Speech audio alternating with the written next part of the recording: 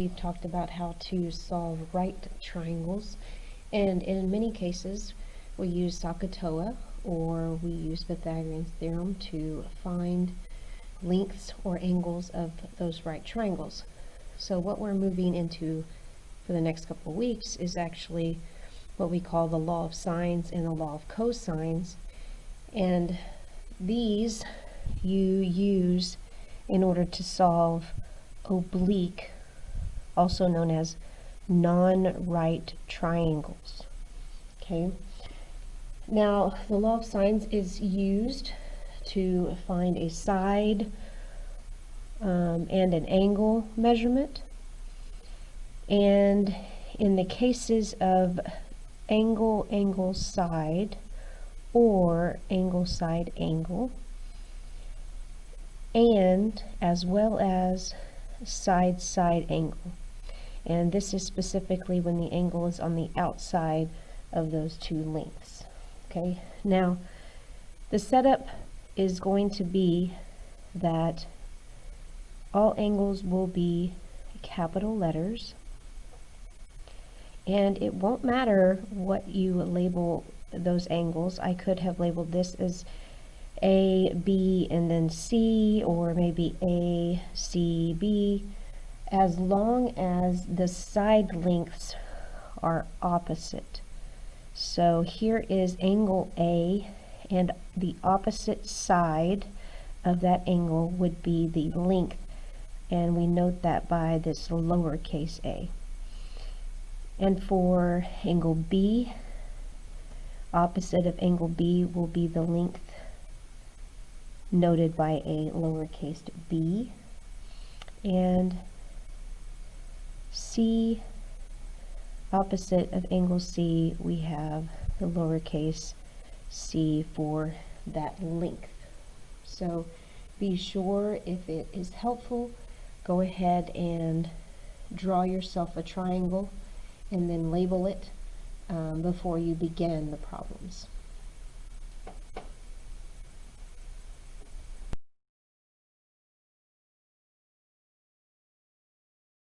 Sine law or sine rule is set up as follows.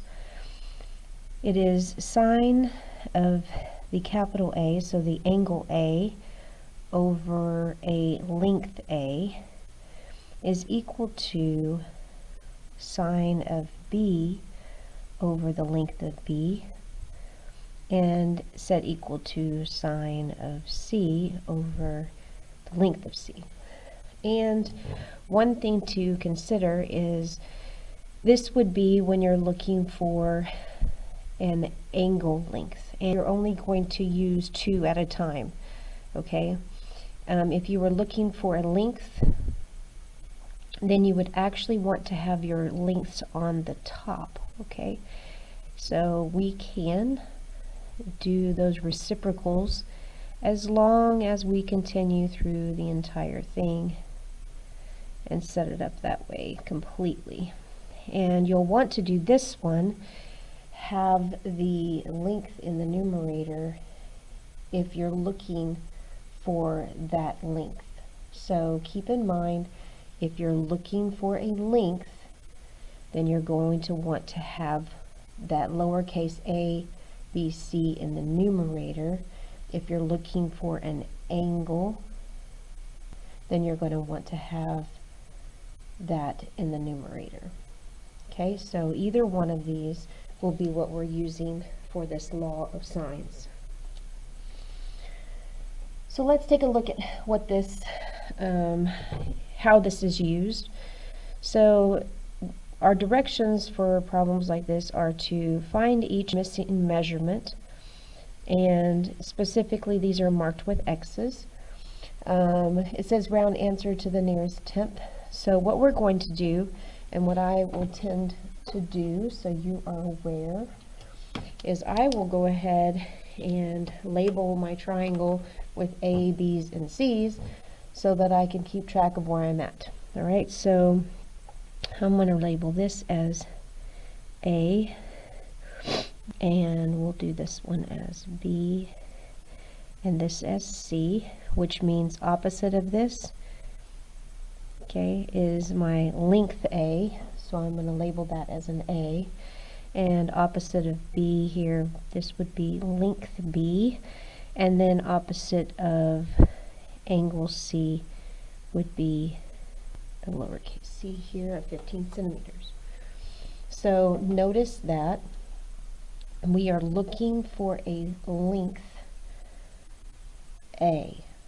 So we're looking for a length A. Now this is the set that I mentioned you're going to want to set up if you're looking for a length.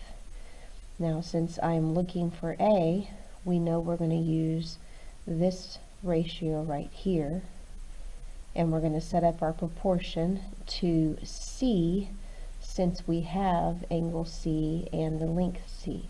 So what this looks like is we have A over sine A equals C over sine C. And then let's go ahead and substitute the values that we know in. So A over sine of 104, because that is the value of the A angle, and C is this length here of 15 centimeters, and that is over sine of 47. So what you're going to do is we are going to cross multiply and then end up dividing. Now the reason we do that is because of this equal sign in between, okay? We've got a proportion, one thing set equal to the other. So I've got A sine of 47, I just multiplied those two, is equal to 15 times the sine of 104, and these are multiplied, right? So in order to get A by itself, we're going to divide by the sine of 47. Okay, so A ends up being equal to this 15 sine of 104 degrees over the sine of 47 degrees. Now one thing that you need to be careful with is go ahead, we're dealing with degrees, so be sure you hit this mode right here and you change this into degrees. Okay, so now that we're in degrees, we're going to put in here 15 times the sine of 104 is 14.554, and the rest of this, and that's going to be divided by the sine of 47. So I get 19.9 centimeters for my value. So A is equal to 19.9 centimeters. So this would be your length of A for this oblique triangle using the law of sines.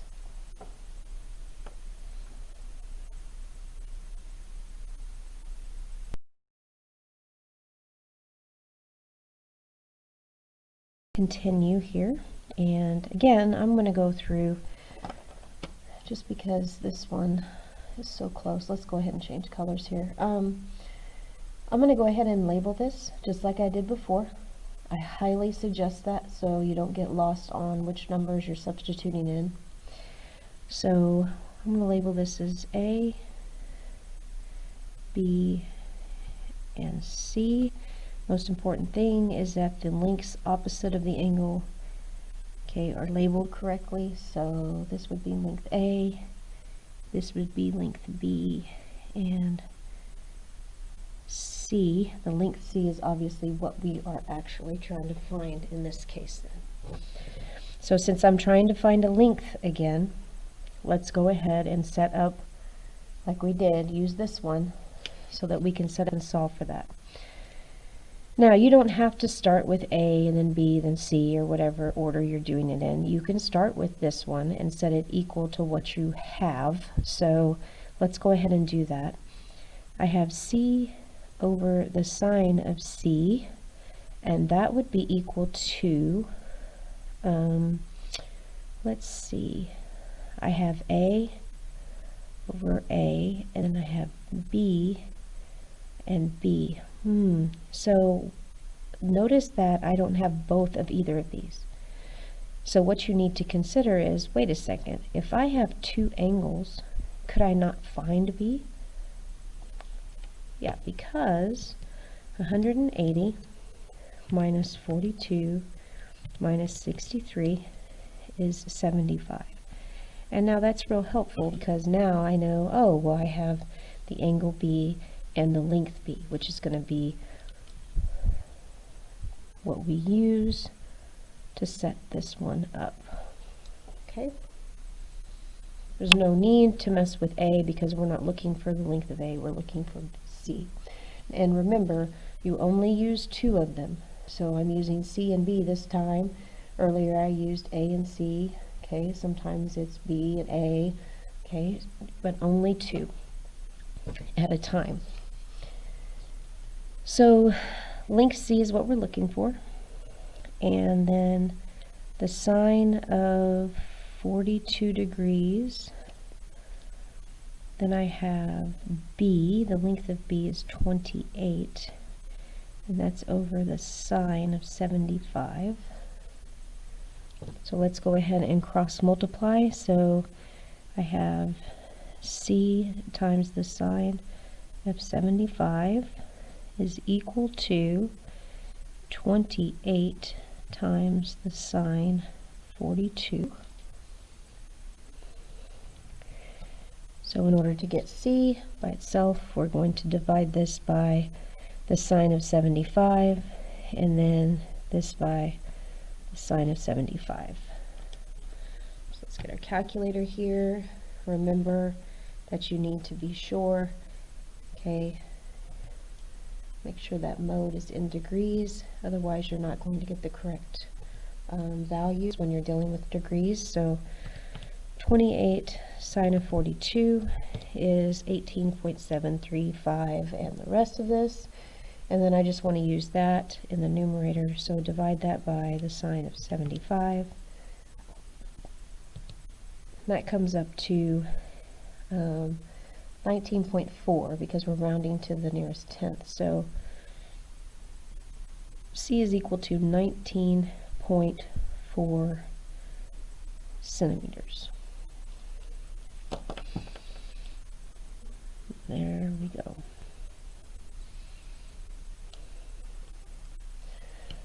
So with this one, just consider we got to a point where we were set up with C, and that was all good.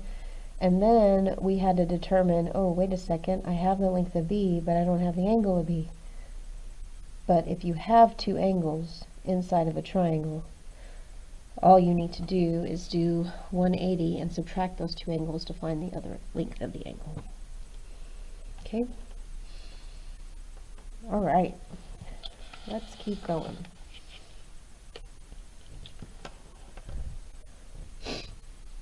All right, let's go ahead and label first. A, B, C.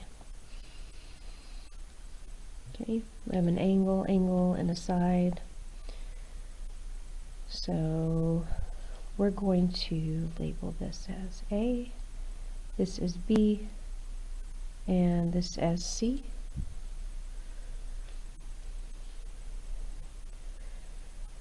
I am looking for C, so once again we're looking for a length.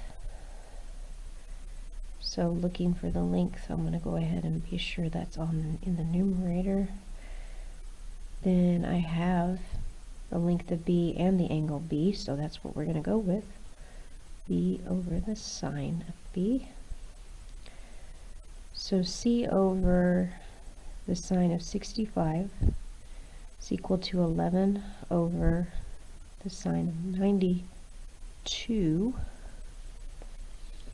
So we're going to cross multiply. C times the sine of 92 is equal to 11 times the sine of 65. And we can divide each side by the sine of 92. And 11 sine of 65, 9.969, and divide that answer by sine of 92. And we basically have 10 meters. This is in meters with the M, so we'll be sure to mark those as your units. So 10 meters ends up being the length that we needed to find here. Okay. All right, and the last one in this section, as far as like the others we've done, is this triangle, and this is an angle, side, angle, side, and an angle. So that's this case right here. So let's go ahead and start by labeling this. We'll call this one A this time, this one B, and this one C. So this would be opposite C, that would be the length C, opposite of B, and that would be A. So it looks like I'm looking for the length of B. So once again, as far as our formula is concerned, we're going to use this one because we're looking for lengths. So let's go ahead and set this up as B over the sine of B, and that's going to be equal to, we have another case like we did with number 2. Notice that I have an A that I have no length of, and then I have an angle A. I also have no angle C, but a length of C. So the best thing to do at that point is to go, okay, wait a second, I have 2 angles, so I can find the value of this angle here. And that would be 180 minus 35, it's 32. That's 113 degrees. And now we can set this up with C and the sine of C, since I know both of those. So solving for B, we need to cross multiply. So B times the sine of 113 is equal to, we're cross multiplying, that's 14 is the length of C, and that's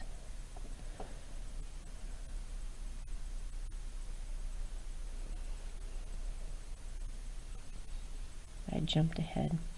So 14, and the sine of B is 30, that's 35. We need to divide this by the sine of 113. 13. That way I can put this in a calculator. 14 sine of 35. And then I have, I'm dividing that by the sine of 113, and I basically get the length that I was looking for as 8.7, and this one is in yards. So this would be the value of that length of the triangle.